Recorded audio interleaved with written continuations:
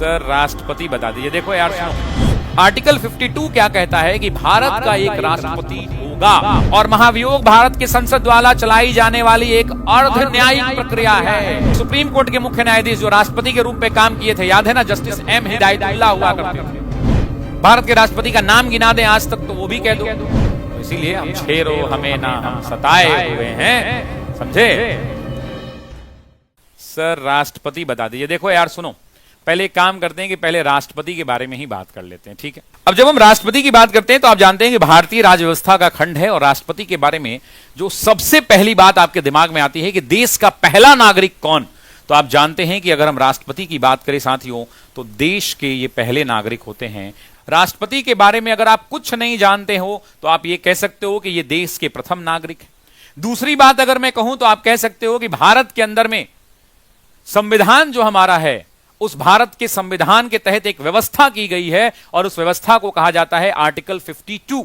Article 52 क्या कहता है कि भारत का एक राष्ट्रपति होगा।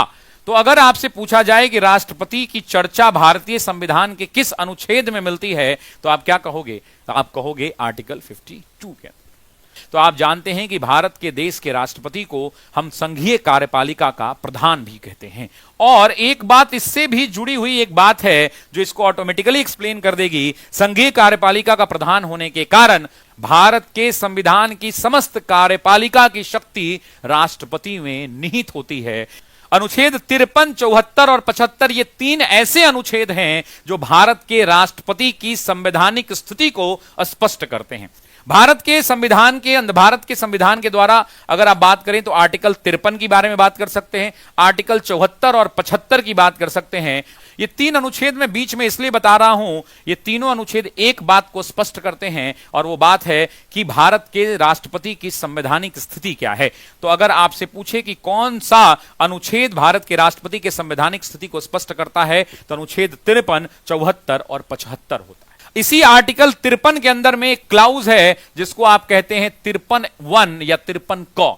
जानते हैं एग्जाम के अंदर में आपसे सवाल पूछेगा कि ये जो 53(1) है वो क्या कहता है। 53(1) कहता है साथियों कि संघ की कार्यपालिका शक्तियां राष्ट्रपति में निहित होंगी और वह इसका प्रयोग संविधान के अनुसार स्वयं करेंगे या अपने अधीनस्थ अधिकारियों के द्वारा करवाएंगे।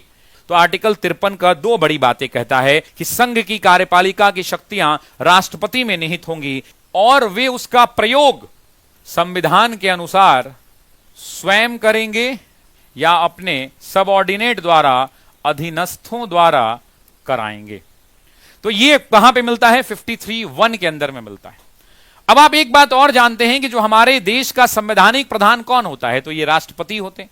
अगर एग्जाम में पूछे कि हमारे देश का संवैधानिक प्रधान कौन, तो आप जानते हैं कि हम संवैधानिक प्रधान किसको कहते हैं? राष्ट्रपति को कहते हैं। आप ये भी जानते हैं कि राष्ट्रपति हमारे यहां तीनों सेनाओं का प्रमुख होता है साथियों।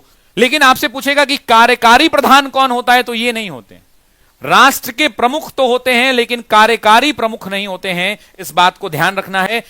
और अगर राष्ट्रपति से संबंधित बात करूं तो 53 के बाद अनुच्छेद 54 आता है। आर्टिकल 54 किसकी बात करता है? तो राष्ट्रपति के चुनाव संबंधित राष्ट्रपति का जो निर्वाचक मंडल है, उसी निर्वाचक मंडल में कौन कौन से लोग शामिल होंगे, कौन कौन से सदस्य शामिल होंगे, उसकी बात कहां होती है? तो उसकी बात होती है साथियों अनुच्छेद 54 के अंदर में, आर्टिकल 54 के बारे में।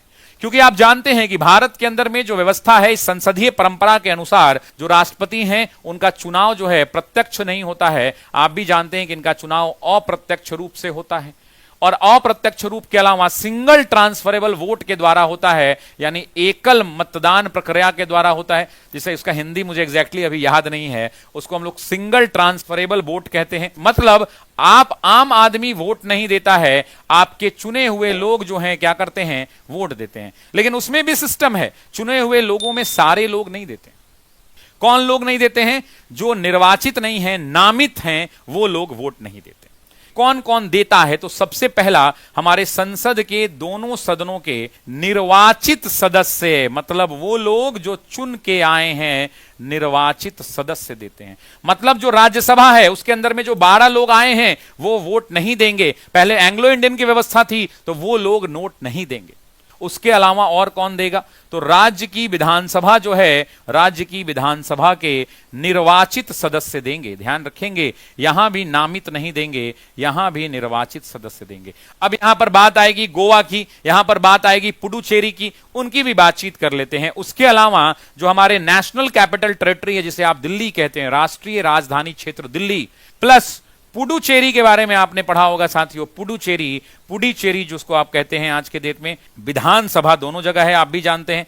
तो उस पुडुचेरी के विधानसभा के कौन निर्वाचित सदस्य देंगे? विधानसभा के निर्वाचित सदस्य देंगे। एक कोई और एंगल छूट रहा है, मैं चाहता हूं कि वो आप कमेंट में बता दें कि और कौन। आर्टिकल 54 के बाद आर्टिकल 55 आता है साथियों। आर्टिकल 55 यह बताता है कि राष्ट्रपति के निर्वाचन की व्यवस्था क्या होगी। जो व्यवस्था मैंने ऊपर लिखी है, यह अनुच्छेद 55 बताता है साथियों। मतलब आर्टिकल 55 के अनुसार राष्ट्रपति के निर्वाचन की पद्धति क्या है, या निर्वाचन की रीतियों के बारे में जानकारी इसी अनुच्छेद में मिलती है। और इस अनुच्छेद में मूलतः दो महत्वपूर्ण बातें बताई जाती हैं। जो पहली बात बताई जाती है कि प्रोपोर्शनल यानी अनुपातिक प्रतिनिधित्व, रिप्रेजेंटेशन का हिंदी होता है प्रतिनिधित्व, पद्धति के द्वारा किया जाता है। दूसरी बात बताई जाती है कि गुप्त मतदान होता है, सिंगल ट्रांसफरेबल वोट यानी एकल संक्रमणीय मत के द्वारा गुप्त मतदान होता है साथियों।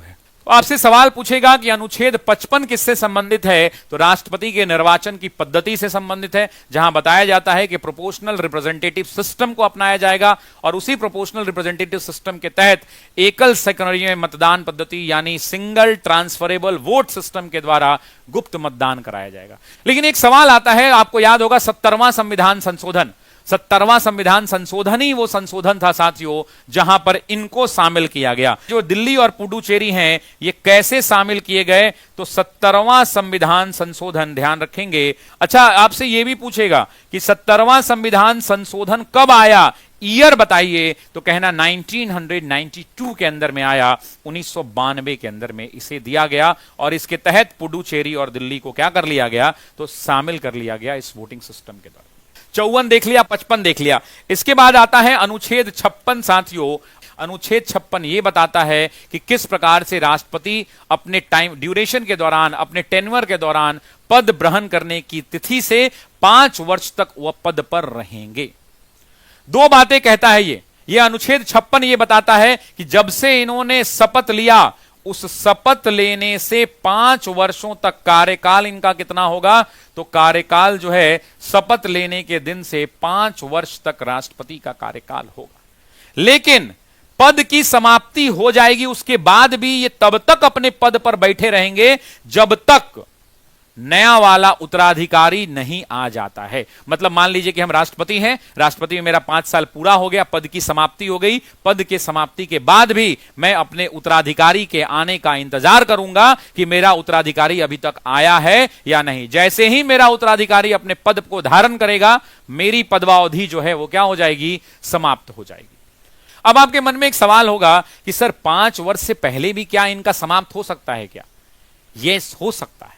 अनुच्छेद 56(2) कहता है कि राष्ट्रपति अगर चाहें तो अपना रेजिग्नेशन, त्यागपत्र जो है उपराष्ट्रपति को दे सकते हैं, लेकिन वो इसकी सूचना उपराष्ट्रपति लोकसभा अध्यक्ष को देते हैं। 5 वर्ष से पहले भी राष्ट्रपति का पद समाप्त हो सकता है जब वो त्यागपत्र ला दें, या फिर महाभियोग वाली बात आ जाए, आर्टिकल 61 की बात आ जाए। तो ये त्यागपत्र वाली बात हो गई, 56(2) में त्यागपत्र वाली बात हो गई। और जैसे ही इन्होंने त्यागपत्र दिया तो ये अपना त्यागपत्र किसको देंगे? तो उपराष्ट्रपति को देंगे। और उपराष्ट्रपति इसकी सूचना किसको देंगे? तो उपराष्ट्रपति इसकी सूचना जो है लोकसभा के स्पीकर को देंगे, लोकसभा के अध्यक्ष को देंगे। एक और तरीका है इनके पद से पहले उतर जाने का, दूसरा है इंपीचमेंट वाला प्रोसेस, जिसको आप क्या कहते हैं? महाभियोग कहते हैं। वो अनुच्छेद 61 के अंदर में है, आर्टिकल 61 के अंदर में है। यही दो चीजें हैं जिससे अब राष्ट्रपति अपने पद से क्या होते हैं? तो पद से पदोन्नत होते हैं या पद से बाहर निकाले जाते हैं। इस अनुच्छेद 56 के बाद एक आर्टिकल आता है जिसको आप आर्टिकल 57 कहते हैं। अनुच्छेद 57 क्या कहता है मेरे दोस्तों? कहता है कि कोई भी व्यक्ति भारत के राष्ट्रपति जो एक बार बनता है, ये कोई जरूरी नहीं है कि एक बार बने, वो एक व्यक्ति जो भारत का नागरिक है वो एक से ज्यादा बार भी राष्ट्रपति पद पर अपने आप को पुनर्निर्वाचित हो सकता है। ये कहां पे है? तो ये आर्टिकल 57 के अंदर में है। और भाई जो राष्ट्रपति कह रहे थे सर को छेरो नहीं, छोड़ने के बाद यही होता है। अभी तो खत्म नहीं हुआ, अभी तो शुरू किए हैं। अब आते हैं अनुच्छेद 57 के बाद आता है अनुच्छेद 58, आर्टिकल 58, अनुच्छेद 58। अनुच्छेद 58 क्या बताता है? राष्ट्रपति के लिए योग्यता क्या क्या होनी चाहिए। अब मैं चाहता तो मैं आपको दूसरे तरीके से भी पढ़ा सकता था कि पहले बता दूं कि राष्ट्रपति कौन बन सकता है, लेकिन मैंने जानबूझ के अनुच्छेद के अनुसार बताया, इसलिए ताकि आपको ये चीजें याद हों। तो सबसे पहला क्या है भाई? कि भारत का नागरिक हो, और क्लियर आवाज में सुन लीजिए, जन्म भारत में हुआ। दूसरा, 35 वर्ष की आयु पूरी हो। और तीसरा, सबको समेट दीजिए एक लाइन में, तो लोकसभा का चुनाव लड़ने का या लोकसभा सदस्य जो बनते हैं उनकी जो योग्यताएं होती हैं वो योग्यता रखता हो, प्रॉफिट के पोस्ट पर ना हो, बहुत सारी जो क्लाउजेज हैं, योग्यता रखता हो। तो ये बात हो गई कि राष्ट्रपति के लिए योग्यता भारत का नागरिक हो। अनुच्छेद कौन सा? तो आर्टिकल 58। दूसरा, 35 वर्ष की उम्र को पूरी कर चुका हो और लोकसभा का सदस्य बनने की योग्यता उसके पास हो। अब आते हैं अनुच्छेद 58 के बाद 59। आर्टिकल 59 क्या कहता है? तो सबसे पहले 59(1) आपको पता होना चाहिए कि यदि संसद के किसी भी सदन का या राज्य के किसी भी विधानमंडल का कोई भी सदस्य अगर राष्ट्रपति बन जाता है तो ऐसा माना जाएगा कि वो राष्ट्रपति पद पर आने से पहले जो पूर्व के पद थे वो ऑटोमेटिकली त्याग दिया है। ये 59(1) कहता है। 59(3) क्या कहता है? वो राष्ट्रपति के वेतन के बारे में बताता है, उनके भत्तों के बारे में बताता है, उनकी उपलब्धियों के बारे में बताता है। उन सब चीजों का उल्लेख कहां है? 59(3) के अंदर में मिलता है। 60 क्या बताता है? तो अनुच्छेद 60 राष्ट्रपति का शपथ के कारण बताता है कि राष्ट्रपति किसके सामने शपथ लेते हैं। जैसे आपको पता है कि सुप्रीम कोर्ट के मुख्य न्यायाधीश होते हैं, अगर वो नहीं है तो सुप्रीम कोर्ट के जो सीनियर मोस्ट जज हैं वो राष्ट्रपति को शपथ दिलाते हैं, और राष्ट्रपति शपथ अपनी पढ़ते हैं। वो कहते हैं कि मैं अपने संविधान के द्वारा दिए गए कर्तव्यों का पालन करूंगा। यही सब बात होती है वहां पे। और भारत के अंदर में जो राष्ट्रपति का जब चुनाव होता है तो आपको पता है कि अगर कोई भी उम्मीदवार चुनाव में भाग लेता है तो उसकी जमानत राशि 15,000 हुआ करती थी पहले, जब मैंने पढ़ा था। अभी का पता नहीं अपडेट हुआ हो तो। और अगर 1/6 ऑफ द टोटल वोट वो नहीं लाता है तो उसकी जमानत राशि जब्त कर ली जाती है। और भारत का राष्ट्रपति ब्रिटेन के राष्ट्राध्यक्ष के बराबर का पद होता है। ब्रिटेन में वंशानुगत है, ब्रिटेन के अंदर में आप पढ़ेंगे तो वो वंशानुगत है, लेकिन भारत में निर्वाचन की पद्धति है। दोनों में ये डिफरेंस है। इनका वेतन कहां से दिया जाता है? तो इनके वेतन जो है भारत के संचित निधि से दिए जाते हैं। महाभियोग का प्रस्ताव जो है किसी भी सदन में इनके ऊपर लाया जा सकता है। सिंगल ट्रांसफॉर्मेशन सिस्टम वोट होता है, वो भी कहिएगा तो बता दूंगा। एक विधायक के मत का जो मूल्य होता है किसके बराबर होता है? तो राज्य की कुल जनसंख्या डिवाइडेड बाई राज्य विधानसभा के निर्वाचित कुल सदस्य गुना 1/100 निकालेंगे। और ये जनगणना का आधार 1971 है, इस बात को भी याद रखिएगा। और अगला कौन सा होगा? तो 2026 का होगा। और इनका चुनाव कराते कौन है? तो इलेक्शन कमीशन ऑफ इंडिया कराते हैं। 56(1) कहता है कि राष्ट्रपति का जो पद ग्रहण होगा वो 5 साल के लिए होगा। लेकिन आपको यह भी होगा, first past the pole system नहीं है। यहां मिनिमम जितने भी पद वोट गिरे हैं उसका मिनिमम 50% से अधिक लाना पड़ता है। 1% ज्यादा लाइएगा तबे बन पाइएगा। अगर राष्ट्रपति का पद खाली हो जाता है, अगर उनकी मृत्यु हो जाती है, मान लीजिए ऑफिस में रहते रहते, कौन है उनका भी नाम पूछा है, उनकी मृत्यु हो जाती है या वो रेजिग्नेशन दे देते हैं या महाभियोग ला दिया जाता है, तो 6 महीने के अंदर में, 6 मंथ के अंदर में चुनाव कराने का प्रावधान है। और जब तक चुनाव नहीं हो जाता है, राष्ट्रपति अब नहीं रहे, कुछ ऐसी दुर्घटना हो गई, तो उनके जगह कार्यभार उपराष्ट्रपति संभालते हैं। और अगर उपराष्ट्रपति भी नहीं है तो जो हमारे सुप्रीम कोर्ट के चीफ जस्टिस हैं वो संभालते हैं। और अगर वो भी नहीं है तो सीनियर मोस्ट जज ऑफ द सुप्रीम कोर्ट संभालते हैं। और एक ही तरीका है हटाने का, वो महाभियोग है। और महाभियोग अनुच्छेद 61 है। जब रेजिग्नेशन लेटर लिखेंगे तो ये अपने किसको लिखेंगे? तो उपराष्ट्रपति को लिखेंगे। और उपराष्ट्रपति किसको सूचना देगा? तो अभी अभी मैंने बताया कि लोकसभा के अध्यक्ष को वो सूचना देता है, लोकसभा के अध्यक्ष को। एक बात याद रखिएगा, राष्ट्रपति के निर्वाचन में राज्य की विधानसभाओं के सदस्य भाग लेते हैं, लेकिन राष्ट्रपति में जब महाभियोग लाया जाता है तो उस समय महाभियोग में राज्य की विधानसभाएं शामिल नहीं होती हैं। दोनों सदनों में से किसी भी सदन से राज्य का महाभियोग लाया जा सकता है राष्ट्रपति के ऊपर। उसके बाद वो उनके पूरे पावर्स आ जाएंगे, 352, 354, 356, 360 इमरजेंसी पावर्स आ जाएंगे। आप जानते हैं कि राष्ट्रपति के कलम में इतनी ताकत है, कोई भी विधेयक तब तक अधिनियम नहीं बनता है जब तक उस पर राष्ट्रपति का हस्ताक्षर या उनकी सहमति नहीं मिल जाती है। और राष्ट्रपति को उनको व्यक्तिगत कार्यों के लिए न्यायालय में दीवानी का मुकदमा चलाया जा सकता है कि नहीं चलाया जा सकता है, ये कमेंट बॉक्स में बताइए। अध्यादेश जारी करते हैं ऑर्डिनेंस इमरजेंसी में, जब दोनों सदनें नहीं चलती हैं, ना लोकसभा हाउस चल रहा है ना राज्यसभा चल रहा है और देश में कानून बनाने की जरूरत है, तो अनुच्छेद 1, 2, 3 कितनी बार एग्जाम में पूछ चुका है, उसके तहत अध्यादेश जारी करते हैं। क्षमादान की शक्तियां नहीं थे राष्ट्रपति के अंदर में। आप देखते होंगे कि कोई फांसी का क्षमादान मांगता है, कोई मृत्युदंड का क्षमादान मांगता है। अनुच्छेद 72 कहता है कि राष्ट्रपति के पास क्षमादान की शक्तियां हैं। बहुत सारे परिस्थितियों के अंदर में राष्ट्रपति हमारे यहां गवर्नर की नियुक्ति करते हैं, राष्ट्रपति प्रधानमंत्री की नियुक्ति करते हैं, राष्ट्रपति प्रधानमंत्री की सलाह पर मंत्री परिषद की नियुक्ति करते हैं। उनकी क्षमादान शक्तियां हैं। आपको ही पता है लघुकरण, जिसको कम्यूट कहते हैं। कोई भी दंड बहुत ज्यादा दे दिया गया तो उस दंड को, वो मृत्यु दंड को आजीवन कारावास में बदल देंगे या कम कर देंगे, तो उसको कम्यूट कहते हैं क्षमादान के अंदर में, लघुकरण कहते हैं। परिहार मतलब रिमिशन कहते हैं, मतलब दंड की प्रकृति को बिना बदले दंड की मात्रा को कम कर देना। जैसे 5 वर्ष तुमको मिला है कि 5 वर्ष सजा, तो उसको दंड सजा तो मिलेगा लेकिन 5 वर्ष से उसके टाइम को घटा के 1 साल 2 साल कर दिया। तीसरा पार्डन पावर है, जिसको क्षमा कहते हैं, मतलब अपराधी को जितना भी दंड मिला उससे पूरा मुक्त कर देंगे, पूरा मुक्त हो जाएगा, लेकिन ऐसा होता नहीं है। रिप्राइव का पावर होता है, मृत्युदंड जिसको प्रतिविलंबम बोलते हैं। मृत्युदंड जो अगर किसी को दिया गया है तो अस्थायी तौर पे उसको निलंबित कर देते हैं। विराम होता है, दंड पाए हुए जो व्यक्ति होते हैं उनको, मान लीजिए किसी का गर्भवती स्त्री है और गर्भवती स्त्री है, उसको मृत्युदंड मिला है, तो उसकी दंड की कठोरता को धीरे धीरे वो अस्वस्थता के कारण कम कर देते हैं। एक मेरे भाई पूछ रहे हैं महाभियोग के बारे में। महाभियोग अभी अभी मैंने बताया अनुच्छेद के बारे में। और महाभियोग की सूचना कितने दिन पहले देनी होती है? एग्जाम का क्वेश्चन, 14 दिन पहले। आर्टिकल 61(2) क्लाउज कहता है। और महाभियोग भारत के संसद द्वारा चलाई जाने वाली एक अर्ध न्यायिक प्रक्रिया है। अर्ध न्यायिक। राष्ट्रपति अध्यादेश जब चाहे जिस बात पर चाहे जारी कर सकते हैं, लेकिन 3 तरह के लिस्ट हैं, यूनियन लिस्ट, कंकरेंट लिस्ट और स्टेट लिस्ट। संघ सूची, राज्य सूची और समवर्ती सूची। और वैसी परिस्थिति के अंदर में राज्य सूची के विषयों पर राष्ट्रपति अध्यादेश जारी नहीं कर सकते हैं।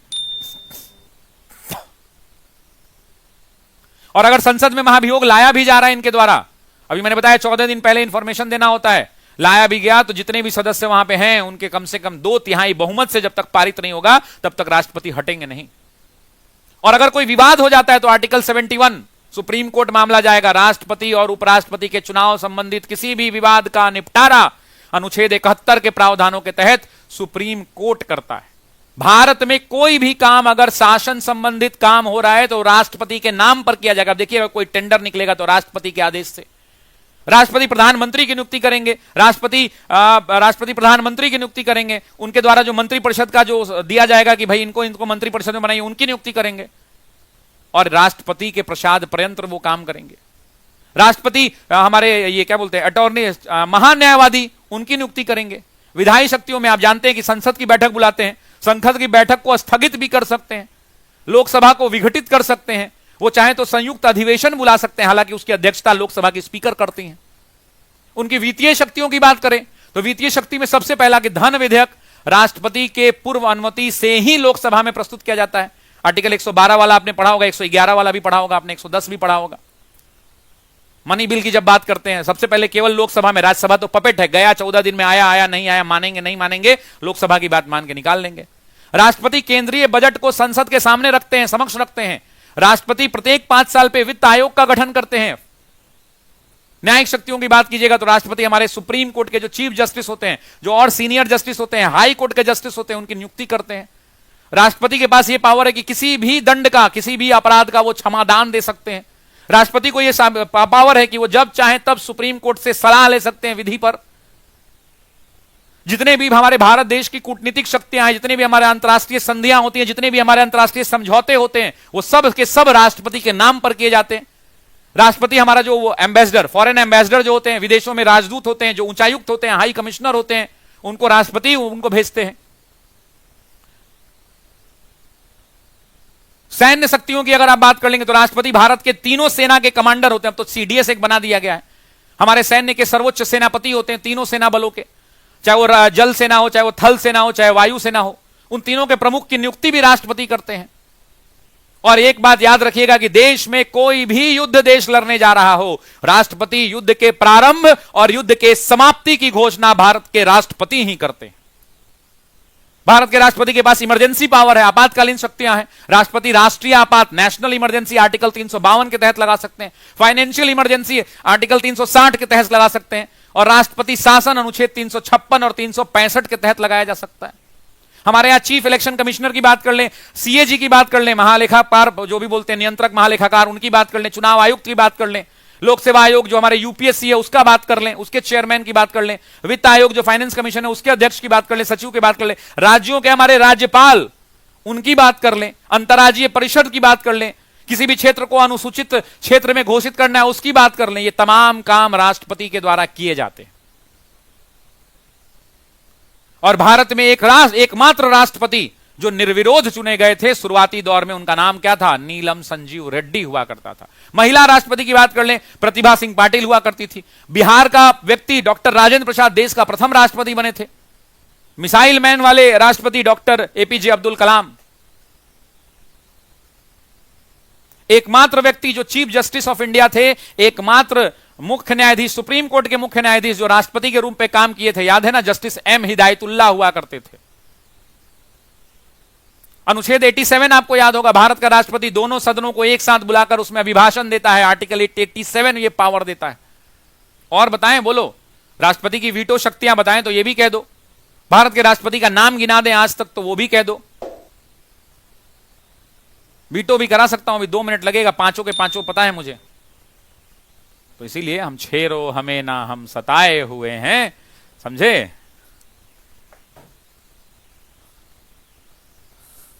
हमें ना छेड़ो हम सताए हुए, बस इस बात को ध्यान रखो। हमें छेड़ोगे तो हम छेड़छाड़ देंगे पूरा। चलिए, तो एक बार दिल भर दीजिए कमेंट बॉक्स के अंदर में, एक बार कमेंट बॉक्स में दिल भर दीजिए, फिर आगे की बातचीत करेंगे।